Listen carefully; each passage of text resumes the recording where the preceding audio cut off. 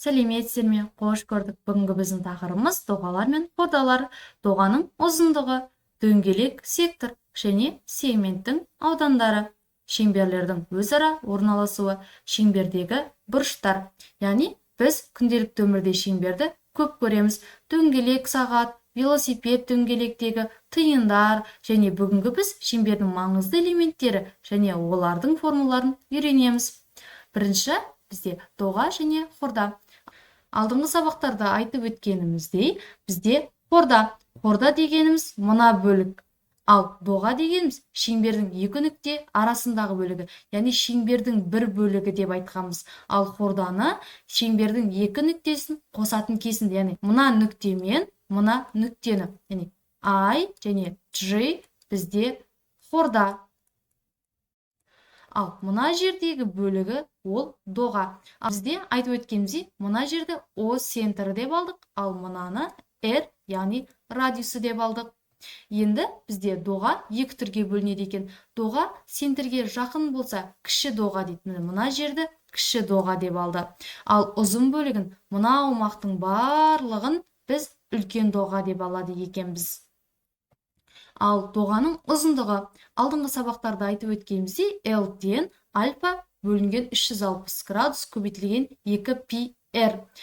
Мұнда A центрлік бұрыш, R радиус дейді. Яғни міне O центрі, осыдан бір радиус жүргізіп өтейік, міне R радиус. Ал центрлік бұрышы дегеніміз міне мына бұрыш центрлік бұрышы.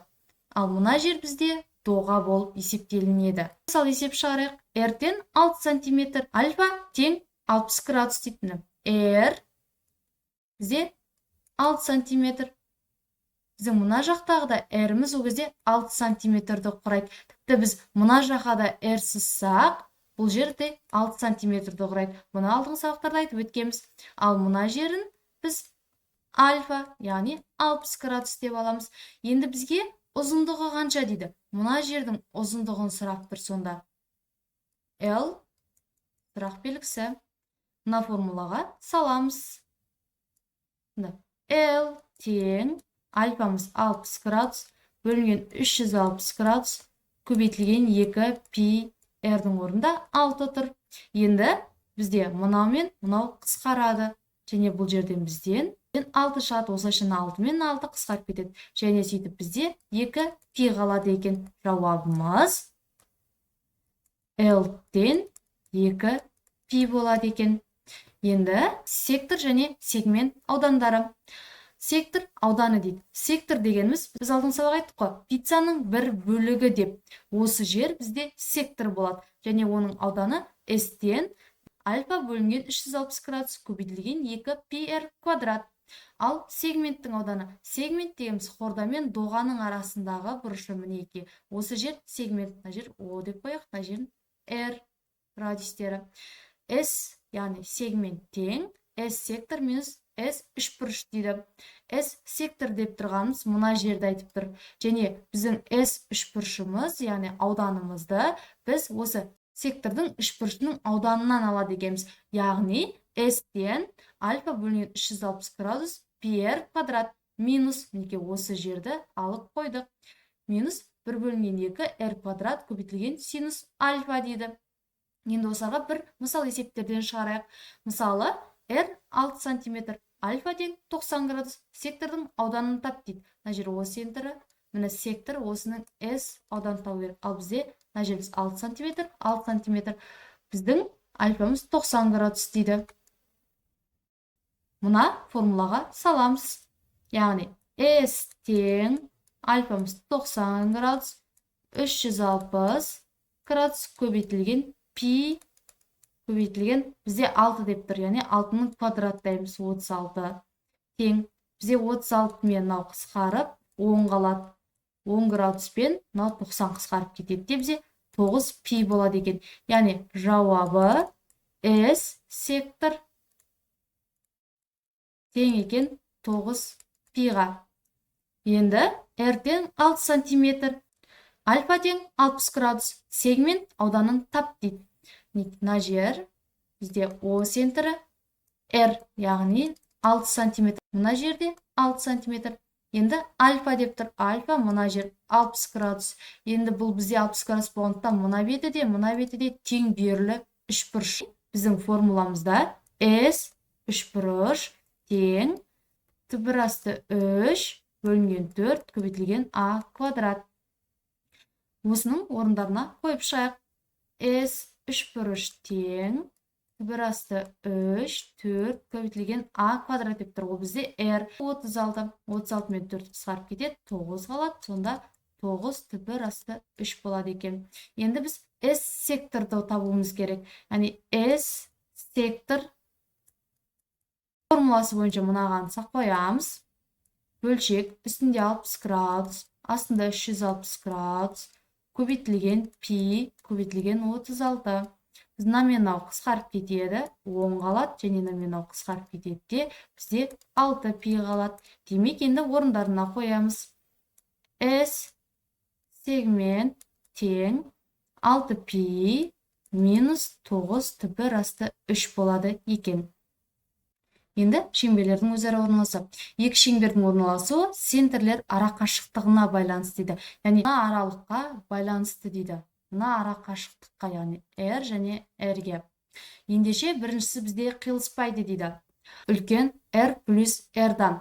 Мысалыға, радиустары 6 см дейді.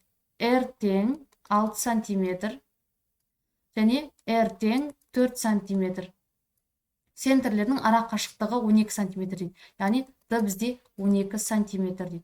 Мінеке, мына жеріміз біздің 4 см, ал мына жеріміз 6 см. Осының центрлердің ара қашықтығы, мына ара қашықтығы 12 см дейді.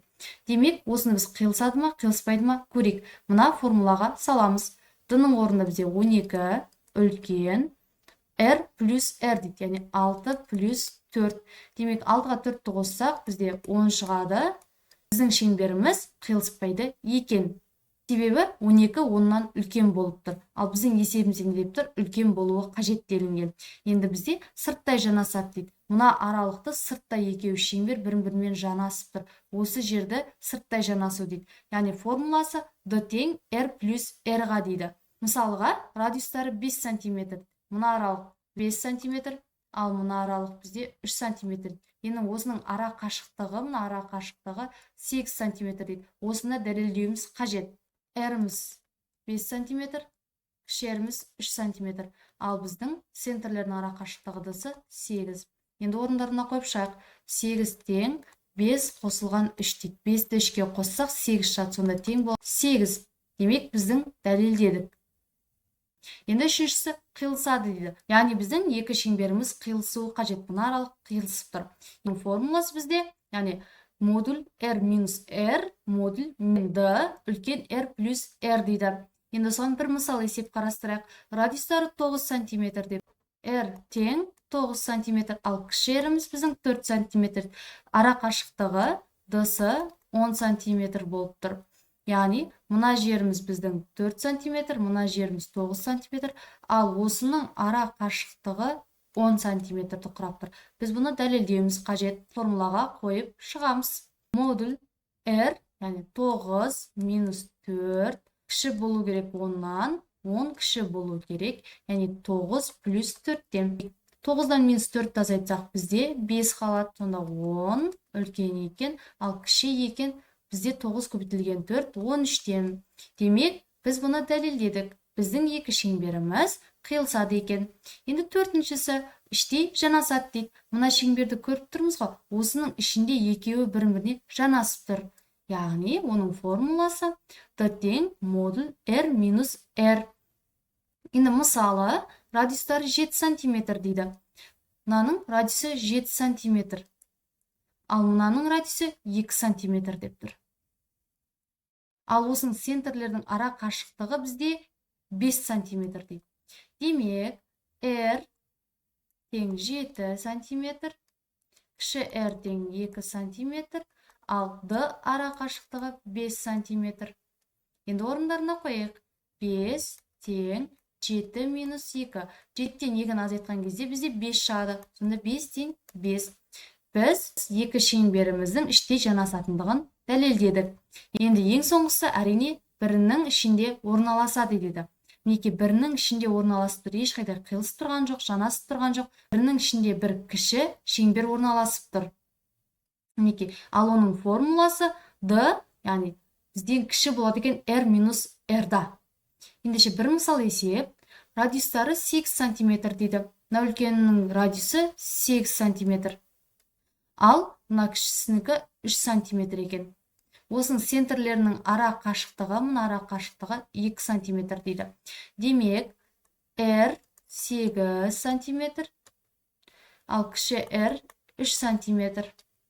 Ал центрлерінің ара қашықтығы d-сы 2 сантиметр дейді. Енді дәлелдейік, мына формулаға қоямыз. 2 үлкен, бізде модуль 8 минус 3. Модуль жабылған. Енді 8-ден 3-ті азайтқан кезде бізде 5 шығады екен. Шеңберлеріміз бірінің ішінде бірі орналасады екен. Енді шеңбердің бұрыштары, негізгі қасиеттері, центрлік бұрышы доғаға тең дейді. Мына жер бізде доға болып есептелінеді. Ал мынау бізде альфа, яғни бұрыш. Іштей сызылған бұрыш доғаның жартысына тең деп тұр. Яғни осының жартысына а бұрышы, яғни мына жерде а деп белгілеп алған жағдайда тең доға бөлінген 2 дейді. Жарты шеңберге тірелген бұрыш 90 градус дейді. Яғни мына шеңбердің қақ ортасынан бөлеміз. Біздің шеңберіміз 360 градус болған. 360 градусты 2-ке бөлген жағдайда 180 градус болады. Енді мына формулаға осыны саламыз. Яғни бұрыш а тең бізде 180 градус 2. Демек тең 90 градус. Сонда жарты шеңберге тірелген бұрыш 90 градус болады екен. Енді бір мысал есеп шығарсақ, доға 80 градусқа тең дейді. Доғаға тірелген іштей бұрышты тап деп тұр. Демек мына тірелген іштей мына жердегі бұрышты табу керек болып тұрмыз. Ал доғамыз мына жер. Мына жер а деп тұр. Мына жер. Яғни бұрыш а тең доға 80 градус. 2-ге бөлеміз. Міне 40 градус. Демек біздің доғаға тірелген іштей бұрышымыз 40 градусқа тең болады екен. Яғни қорыта келе, бүгін біз хорда мен доғаны, доғаның ұзындығын, сектор және сегмент ауданын, шеңбердің орналасуын, шеңбердегі бұрыштарды үйрендік. Бұл формула есептер шығаруда өте маңызды. Назарларыңызға рахмет. Келесі кездескенше сау болыңыздар.